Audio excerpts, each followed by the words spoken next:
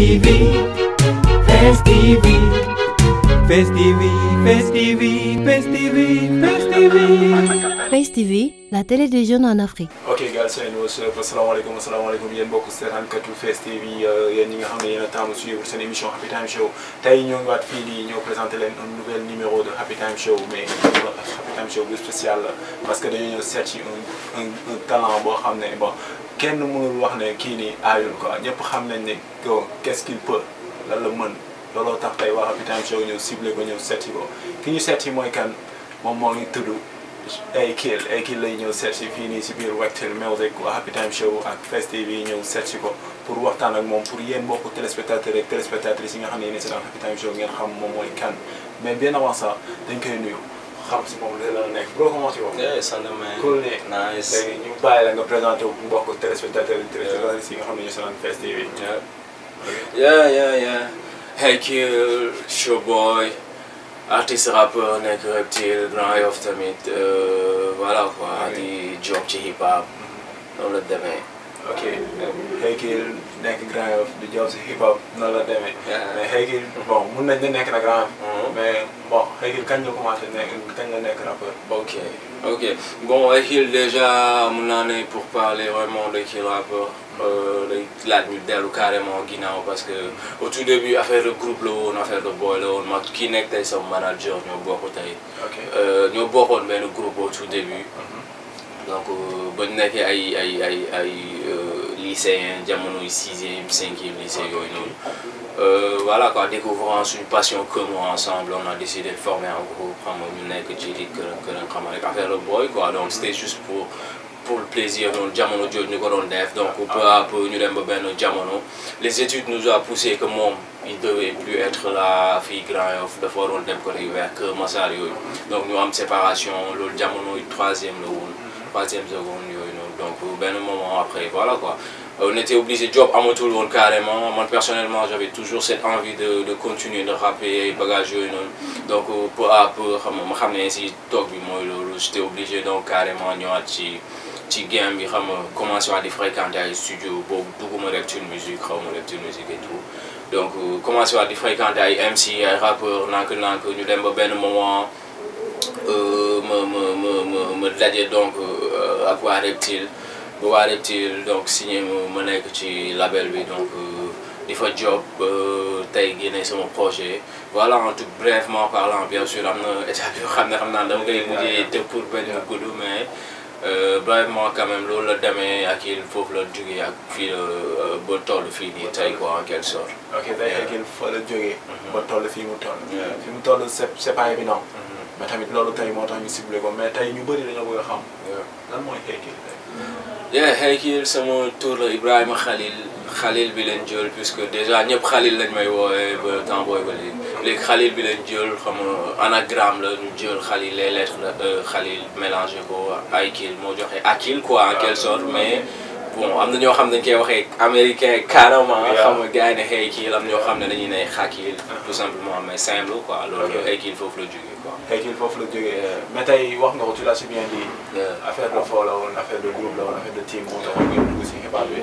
mais tey je pense que loolu rek rappeloo wu la quoi en fait. waaw. lan mun nañ bu ñu bëggee xam tey lan moo rappeloo Akil à vrai dire. Ouais, au tout début c'était comme ni ma ko waxee affaire de foo la woon passion la woon c'est-à-dire déjà loo xam ne la man personnellement su ma nee par exemple benn koñ bu ma dëkk muy Grand Yoff spécifiquement koñ bu tudd Cité Millionnaire du koñ boo xam ne dafa hip hop pas du tout mais bon man dama doonoon koo xam ne genre j'étais très jeune dama teel a dugg ci affaire de internet xool jamono yi cybercafé yooyu donc doon dugg di déglu ay son amoon ay cousins yi doon jógee donc kaaw di ñëw vacances di indaale ay son rap français affaire yooyu noonu ma découvrir rap français déjà parce que au tout début c'était ça man benn sax ba français laa doon bindee sama premier texte ñu dem donc ba benn jamono xam nga affaire bi comme ni ma ko waxee ñu may déglu ñooñu influencé ma bu baax donc par rapport ak affaire vibes bi neex ma xam nga rap bi son bi muy demee tempo bi et tout donc parfois mu dugg commencé naan damay taxalee di bind samay texte nànk mais après par la suite dangay dem di gën a màgg di xam ne en fait tu découvres que vraiment ok foo la woon passion la woon mais voilà yàlla peut-être am na lu mu la ci may loo xam ne tu viens de le découvrir et que tu te dis mais pourquoi pas ma exploiter loolu pourquoi pas carrément ma def ci fulla ak fayda quoi job si carrément xam nga mu doon lu sérieux loo xam ne dina am job bu ci war côté qualité côté tout quoi donc là on s'y met et puis on se lance quoi carrément parce que ñu bëri la ñuy taxaw yee booy mën nga li ngay def déjà de un bëgg nga ko ñeneen taxaw nañ ne bëgg mën nga li ngay def donc je pense que courage de plus la boo xam ne da lay pousser nga ne ok j'y vais je fonce nekk ci quoi donc man sama cas mun naa ne un tout petit peu noonu la demee quoi c'est-à-dire mun naa ko dama ko doon fooy déjà ay nit jógee fële mun nga ko essayer def ci lépp fulla donc mu ne ok donc voilà quoi en quelque sorte noonu la demee quoi noonu la demee ba tey ma jël hip hop. ok mais tey xëy bu ñu bëggee xam est-ce que comme xoolal yow ni nga ko expliqué nii comme tu l'as si bien dit. day niroog influence la quoi en fait. waaw comme instant yii mun nañu wax ne. influence moo gën a tax tey xëy egg fu mu egg nii tey. bon pas mon influence moo tax ma egg fi ma egg mais li tax ma rap influence bokk na ci bu baax parce que dama doon xool sama aîné ci game bi donc ñoo xam ne voilà quoi j'apprécie ce qu'ils font dama leen di cons bu baax a baax donc ñu inspiré ma côté donc rap côté bagage affaire yi nice quoi donc influence boobu am na bu ma poussé ma rap mais li tax nag ma ak di dem di egg fu muy egg c'est pas par influence je veux dire loolu c'est de par jobu Akil si boppam le plus bu mu indi moom yoo xam ne mooy def spécificité moom moo tax mu am originalité boppam je pense que loolu mooy tax Akil egg fu mu egg mais pas carrément influence bi quoi. ok ladies and gentlemen il a si bien dit je pense que wax na ko sans pour autant mu rendre son rôle sur les gens le plus bi mu andi et que ñi la xamee ñëpp dañ la reconnaître de par plus que tu as amené dans le hip-hop Sénégal te dañ doon wax hip-hop Galsen dan la ñu xam moo genre xam nañ suñu réalité quoi réalité hip-hop Galsen mais dañu gis xëy ñëw andi nouveauté andi style boo xam ne bon c'est typiquement Hakill est-ce que c'était évident Hakill andi lu bees loolu noonu waaw c'était pas évident man laay wax parce qu'au tout début bon quand je dis au tout début c'est-à-dire peut-être 2 ans ci ginnaaw. melu ma woon nii ma mel quoi quand je dis melu ma woon c'est-à-dire peut-être le style n'y était pas carrément le style physiquement parlant bien sûr. mooy peut-être sama coiffe yi mooy peut-être verre yi mooy sol mooy peut-être je sais pas dégaine bi may am. say ni maa ngi si doon job bien sûr noonu. c'était pas aussi forgé que tey nu mu demee quoi. donc au tout début c'était pas évident mais par la suite xam nga da ngay nekk ci dara. nga am yeneen ak yeneen morom quoi. donc tu te dis mais est-ce que man ci biir ñii ñëpp pour ma feeñ. est-ce que damay ñëw def ni mel ni ñëpp quoi bu dee rap rek mën rap booy gars yi fii rap rek la ñuy def quoi mais je pense que plus bu nga mën a indi mooy tax nga différencier wu mooy tax nga décalé wu donc t'es obligé carrément de savoir que tey boo xoolee monde bi sax nu muy doxee hip-hopment parlant yamatul ci te maaj di rap rek t'es obligé carrément en plus ce plus naa lak yow yaa koy indi mooy peut-être sa originalité peut-être ni si ni ngay rabee sa ni ngay solo sa dégaine sa ni ngay mel donc loolu yëpp da siy participer maintenant un tout petit peu donc c'est pas quelque chose quand même que j'ai forcé sérieusement parlant parce que bon des boy léegi depuis sama jamonoy booy dama bëggoon affaire kaana affaire américain bañ na sax ba sama koñ américain booy américain bi xam donc loolu la quoi influence boobu noonu donc ça a un peu joué bu ma daan xool kaana old school yi affaire yooyu noonu donc seen jàmm loolu influencé na ba tax mooy def sama coupe par exemple coupe bu ma am mooy verre yi mooy sol ak yenn saa sax sama jàmm si boppam donc plus mun naa ne loolu yëpp en tout cas moo def tey style bi moo def tey benn originalité bu xaw a décalé un tout petit peu boo xam ne tey Akil fu mu taxaw rek nañ xam ne Akil la quoi exactement. en fait c'est ça ladies and gentlemen tu vois c'est ça en plus tamit c'est ça Happy Time Show dañuy seet ñi nga xam ne ñoo osé def li ñuy def il est jeune il a osé arrivé na si li mu bëgg parce que tey tout un chacun xamee na ko tey de par son originalité et tout et aussi il a si bien dit c'était pas évident parce que da ngay ñëw fekk grand yi def leneen nga ñëw bëgg a apporter quelque chose de nouveau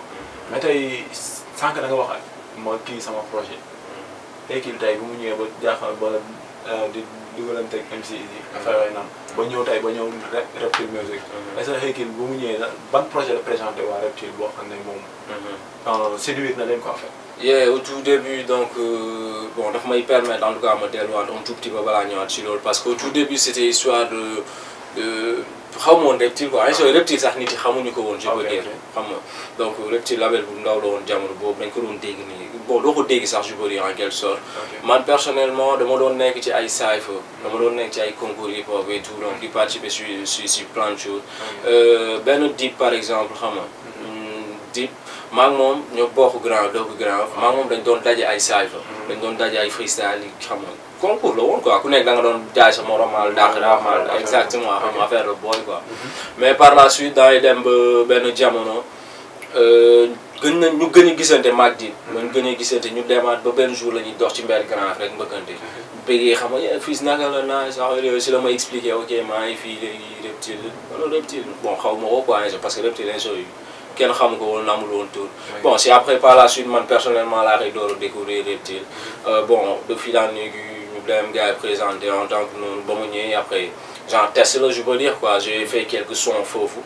ba mu enregistré son et après ñoom ils se sont concertés c'est-à-dire l'administration reptile et tout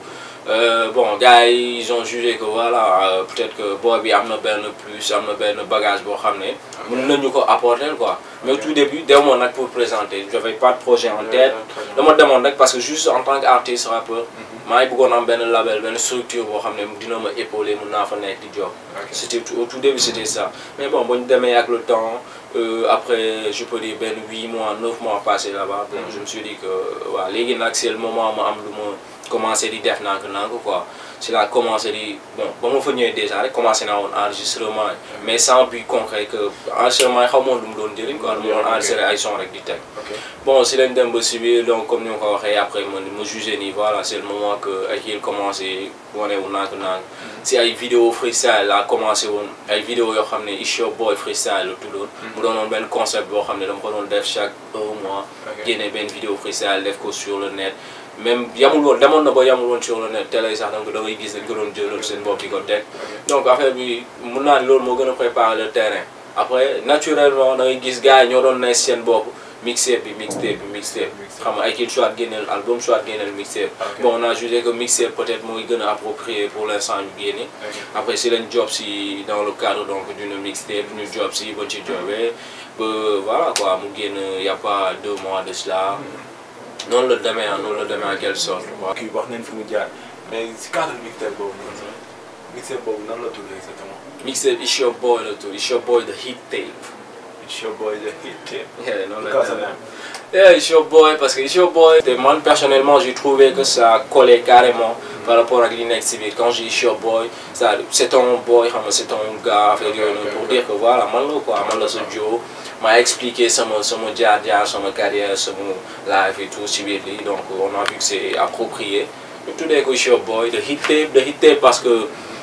comme ni ma la ko waxee ba ma duggee reptile rek dama commencé di enregistrer donc il y avait tellement de sons après qu'on a été obligé di def tri dañuy jël benn nombre de sons trier ko teg si biir son yi ñu jëlaat teg donc c'était sûr que son bu nekk tey jii nii li tax ñu sélectionné ko voilà quoi am na lu si nekk de spécial moo tax moo préféré ñu ne ko It's Your Boy the hit tape quoi au lieu de mixtape. ok It's Your Boy the hit tape. It's Your Boy the hit tape maanaam mixtape bi dem nañu ngeen découvrir loolu. je pense que comme il l'a si bien dit choix la woon parmi tant d'autres. je pense que son yi fa nekk am na yeneen ñu bàyyi si biir d'après lu mu expliqué. donc personnellement on peut dire que. mixtape bi lépp lu si nekk lu nekk hit la. hit la mais noonu la demee. ok donc lépp lu si nekk hit la donc les gars si vous êtes curieux comme Mouha dem na ngeen découvrir mixtape bi It's Your Boy the hit tape. ngeen essayé soo leen ko soxla tam am na fi Reptile Music je pense. am na fi. ok mais tamit si It's Your Boy the hit tape boobu noonu ñu attardé wu parce que moom la écrit def loo xam ne tey permettre na ko tey ku nekk découvrir ko ku nekk xam ko peut-être bien vrai que am na circuit am na jaar-jaar. mais tey It's Your Boy the hit tape boobu noonu. xëy lan la raconté foofu noonu quoi en fait. si biir parce que xam nga gars yi d'habitude les rappeurs disent que jaar day dëggal lyrics et tout est-ce que bii mu nekk première maquette u Hakill dafa raconté jaar-jaaram. genre Hakill lan la choisir foofu noonu si It's Your Boy the hit tape. bon It's Your Boy the hit tape c'est un mélange de tout je peux dire parce que damay waxuma ci man kese damay wax ci man. damay wax man déjà pour dire man damay def les sons au feeling quoi du ma toog rek ne non sama live laay bind. wala live que non damay toog benn affaire ma sentir quoi rek moo commencé à enregistrer son bi quoi. donc au feeling laay demee man carrément par rapport ak son yi. It's Your Boy hit tape donc li si nekk mooy je raconte benn petite partie de ma live benn partie de quand jaar bi son yu mel ni ay confessions yoo xam ne c'est des sons carrément où je me livre quoi je me délivre xam nga di wax ci man. ci sama live un tout petit peu xam ko cons di nga déglu di nga xam lu bëri ci man quoi. donc ay son yu mel ni peut-être ay gis-gis yoo xam ne damay wax ci live bi temps bi ville bi clip Sénégal mu demee. Ay son ego trip yoo xam ne ay genre mot de passe ay son ego trip donc pour lui il y a un peu de tout quoi dedans juste pour faire de telle sorte que tey ku ko conseil di nga am je sais pas ku nekk bu si gis sa bopp quoi exactement bu ñuy ñëw ne lii genre jàpp bi moo leen neex ñu ñëw ne non ñu jàppale am na bangin ay son yu fecce am na ay son yu slow yoo xam da nga koy consi di xalaat am yoo xam donc y a du tout quoi It's Your Boy the Hit Tape noonu la demee. y a du tout dans It's Your Boy the Hit Tape il l'a si bien dit donc gars yi ñu ngi découvrir affaire bi. mais tey bu ñu génnee si mais si biir mixé bi lañu nekk parce que dafa am ay vidéo yoo xam ne dafa marqué Sénégalais yi de par son originalité de par style bi qu'il andi si de par vidéo yi ak qualité vidéo yi tu vois lu tax loolu noonu ak lan moo tax choix boobu. waaw loolu la parce que je pense que tamit ñun c'est vrai peut-être ay boy la new generation bi la mais je pense que am na loo xam ne tey war nañ ko jéem a dépasser quoi ñun fii dans l'industrie hip hop déjà amuñu industrie bu dëgëree noonu. mais ñu ngi si quand même ñu ngi koy job mais war nañ ko commencer tey li koy gën a indi lu koy gën a dëgëral gars yi jox sérieux suñu job pour man moo ñun ñu njëkk a jox sérieux suñu job quoi mooy qualité na nekk si son yi qualité na nekk si image yi na nekk partout si suñu job quoi donc par là c'était l'idée parce que da ngay toog gis ay yeneen pays yoo xam ne c'est de la sous-région ay africain la mais seen clip da ngay seetaan foog ne ay kaana lañ waaye nag ñun lépp pour man investissement la laaj kenn amu ci xaalis quoi suñu mais n'empêche nit da ngay nangu boo nekkee ci dara danga ci nangu def lépp tamit parce que yow yaa ci nekk tu te dis que voilà da nga bëgg sa affaire egg fii mais vas-y tu mets les moyens qu'il faut quoi man je pense donc si clip yi noonu la demee on essaie toujours en tout cas clip bu nekk mu am originalité clip bu nekk mu am qualité bu ci war ba tey fépp pour mun dem ci plateforme bu mënta doon gars yi mën ko teg quoi parce que dina respecter les normes qu'il faut voilà en termes de qualité en termes d'image et tout noonu la demee donc clip yi loolu la surtout c'est surtout on a une envie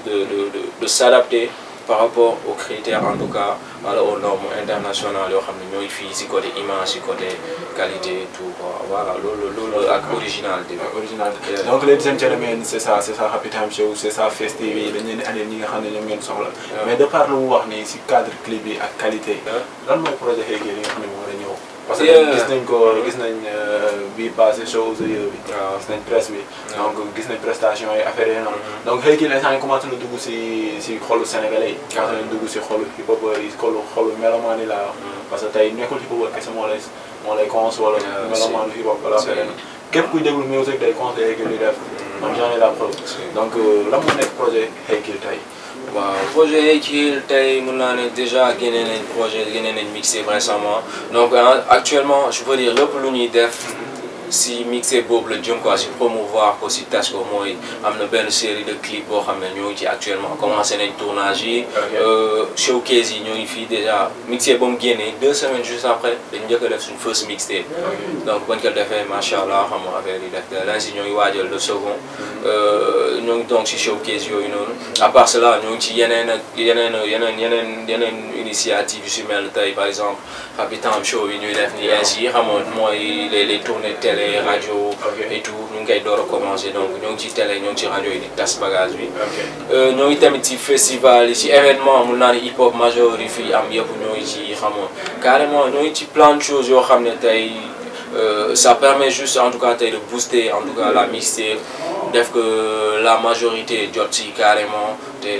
ñu ngi ciy jot quoi te grâce à en tout cas projet yooyu noonu sinon voilà ñoo ngi continuer di job ñoo ngi en studio di job ba léegi xam nga loolu moom du jeex quoi. bon il a si bien dit en projet yi loolu je pense que vous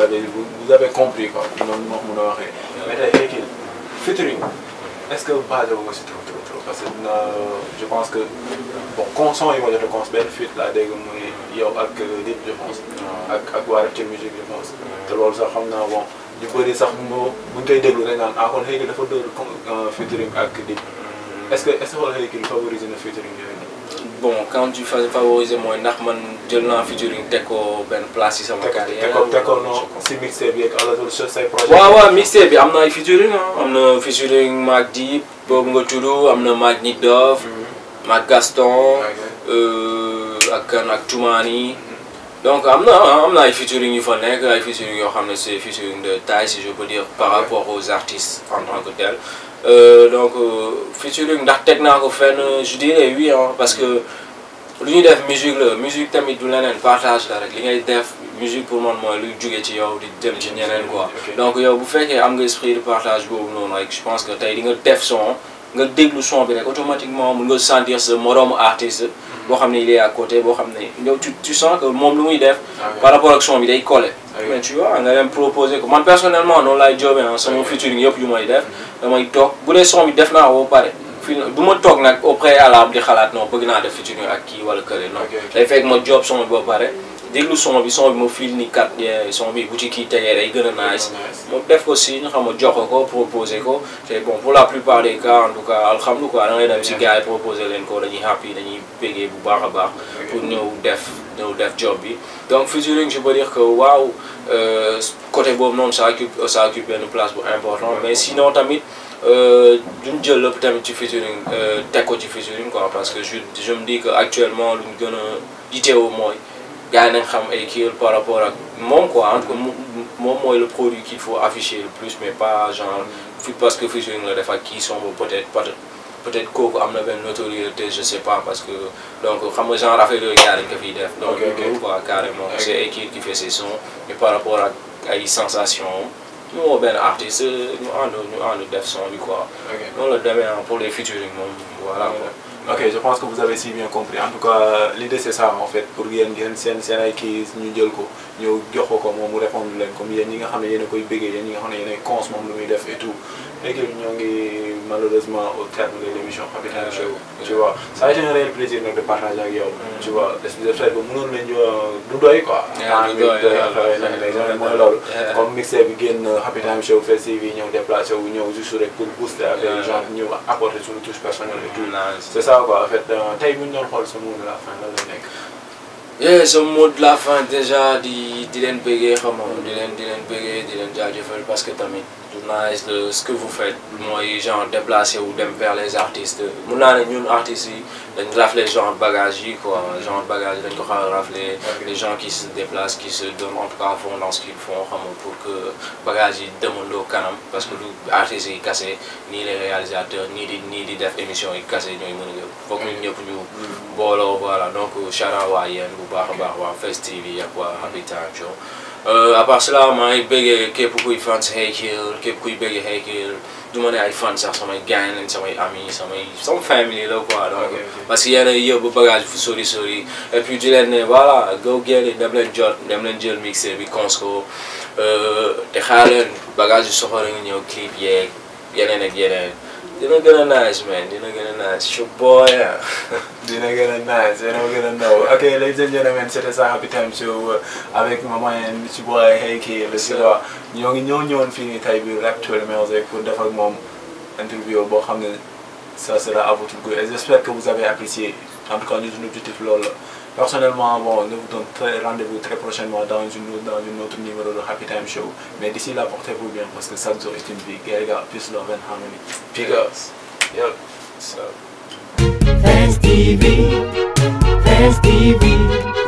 Fest TV Fest TV Fest TV Fest TV Face TV, la télé des jeunes en Afrique.